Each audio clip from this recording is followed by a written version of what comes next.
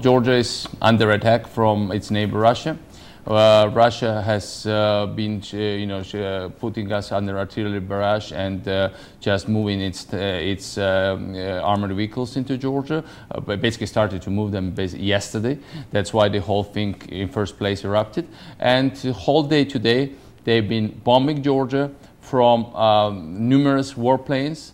And specifically targeting civilian population, and we have scores of wounded and dead among civilian population all around the country.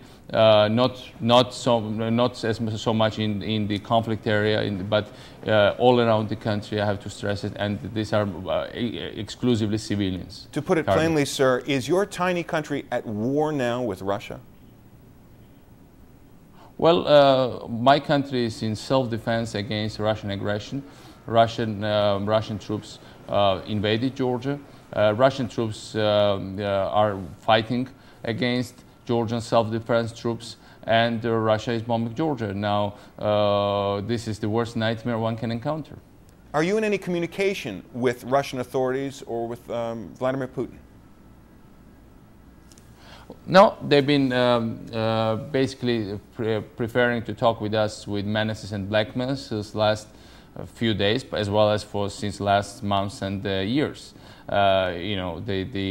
These troops that are in Georgia now, they didn't come unexpectedly. Those troops were amassed at the border, have been amassed at the border for the last 3 or 4 months. They were claiming that they were staging exercises there.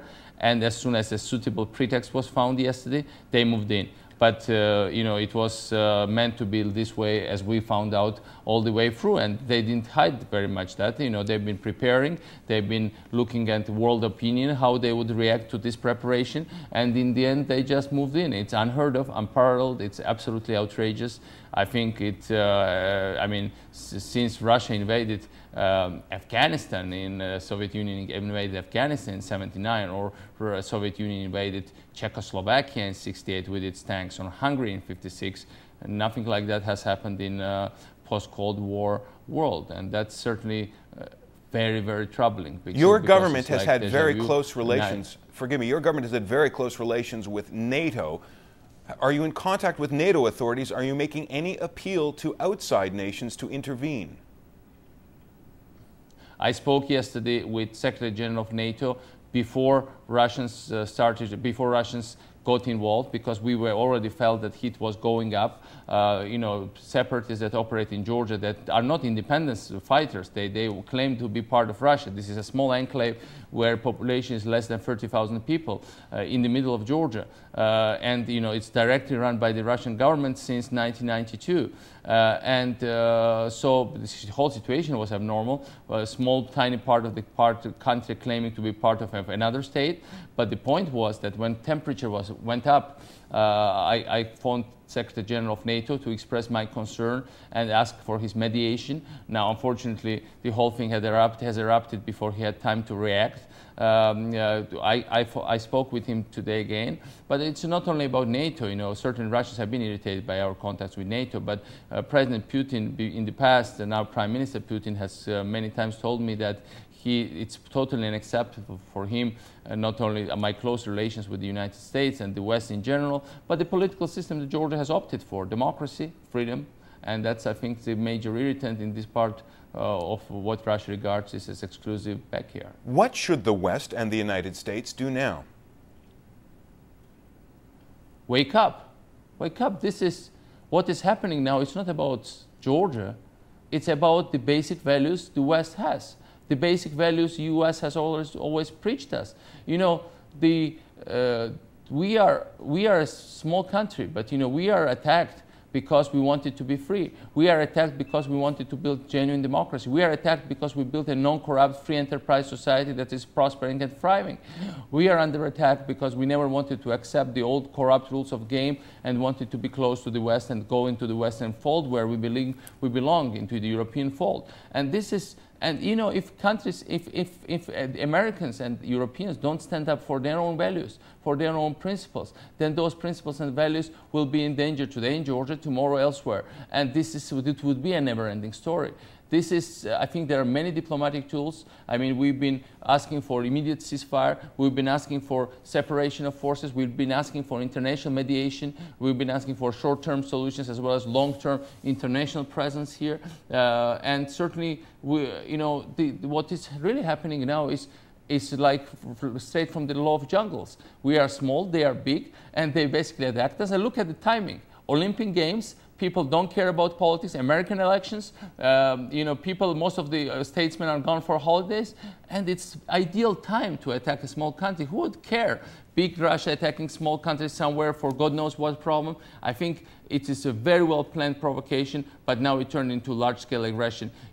I've seen firsthand today with my own eyes how the two Russian jet planes came very low on a marketplace, a very busy marketplace in a small town in the middle of Georgia that had nothing to do with the conflict area. It's far from that conflict area, and deliberately dropped 500 kilograms bombs on civilian population. Well, I happened to be not far from there. I saw it with my own eyes. And we have growing number of civilian casualties. And it's happening as we speak. They might be dropping new bombs. Mr. President, you're being very clear about your position on all of this, but let me ask you a question. Did you take a gamble? Your government launched its own attempt to retake South Ossetia, no. I guess 24 hours ago. We didn't. Was that unwise in retrospect? We didn't. We didn't. Well, the facts are following. I mean, the whole issue has been lasted for the last many years, and we would be certainly suicidal at this stage when Russia is especially provocative to initiate anything on our own. What happened was that there have been continuous provocations, there have been continuous artillery barrage. Despite the artillery barrage, I announced unilateral ceasefire. I reached out to the separatists. I offered them, I again extended the offer of wide autonomy, as well as full amnesty for all the crimes committed. And basically, after that, declared unilateral ceasefire despite continuous artillery attacks and civilian casualties. However, what has happened was that, on the one hand, the whole attacks intensified, but at 24 a.m. last night, Russian APCs started to cross into Georgian territory. And there we had to act. There we had to fire back the artillery. There we had to take measures, because it was a clear-cut case of intervention. And these troops were there for many months. I mean, they didn't come for yesterday. We were not ready. They were ready. I had barely enough time to mobilize a couple of brigades of Georgian armed forces. One brigade of Georgian armed forces is in Iraq, and we are calling it back tomorrow. We mobilized reservists. On that note, sir, let me interrupt and ask you a question. You have stepped in, your troops have stepped in support of the U.S. efforts in Iraq. President Bush is probably listening to this conversation now, or those close to him are listening to this conversation now. What would you ask U.S. President George Bush to do right now for your people? Well, I think, look, we are in the same situation as Finland was in 1939 when Stalin's brutal dictatorship attacked it, and because it wanted piece of Finnish territory. We are in the same situation where Afghanistan was in 1979. It took the courage of Ronald Reagan to reverse the Soviet adventurism in Afghanistan.